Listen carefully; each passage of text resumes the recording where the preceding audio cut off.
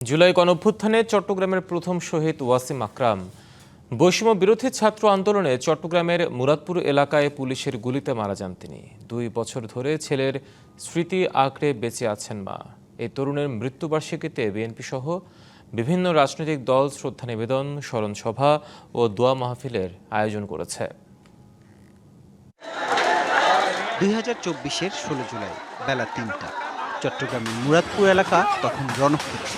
আন্দোলনকারীদের সঙ্গে চলতে থাকে ছাত্রলীগ ও পুলিশের সংঘর্ষ। পুলিশের লাঠিপেটা, গুলি, ককটেল বিস্ফোরণ আর ধাওয়া পাল্টা ধাওয়ায় আতঙ্ক ছড়িয়ে পড়ে। সংঘর্ষের মাঝেই বুলেটের আঘাতে শহীদ হন চট্টগ্রাম কলেজের শিক্ষার্থী ওয়াসিম আকরাম।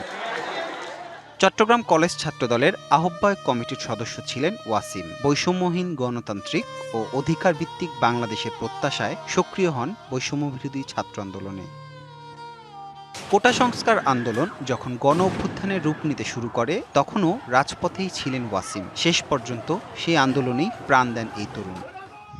ওয়াসিম নেই এ সত্য আজও মেনে নিতে পারেননি মা জ্যোৎস্না বেগম। প্রতিদিন ছেলের রেখে যাওয়া স্মৃতিই যেন তার একমাত্র সঙ্গী। টাকাদের পয়সাদের হবে হিন্দি সেই দেশের বাড়ি না তুলা কিছু না একমাত্র আর পর একটা চেহারা দেখি না আর তো ব্যাকিং বলে যাইতো হর মাপ পালি ব্যাকিং বলে যাইতো ছবি চাইলে আর বলে জাগাড়ি গা গই।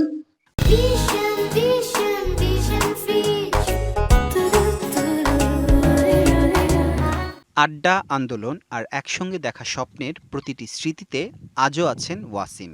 তার বিচারের দাবি জানাচ্ছি সহযোদ্ধা হিসাবে। যারা তার মৃত্যুর সাথে জড়িত, যারা তাকে পরিকল্পিতভাবে হত্যা করছে, যারা জড়িত তাদের সর্বোচ্চ শাস্তি। তার আত্মত্যাগ ও জুলাই আগস্ট জুড়ে শহীদদের স্মরণে নানা কর্মসূচি নিয়েছে মহানগর বিএনপি। ওয়াসিম আকরাম চট্টগ্রামের মুরাদপুরে প্রথম শহীদ হয়েছেন।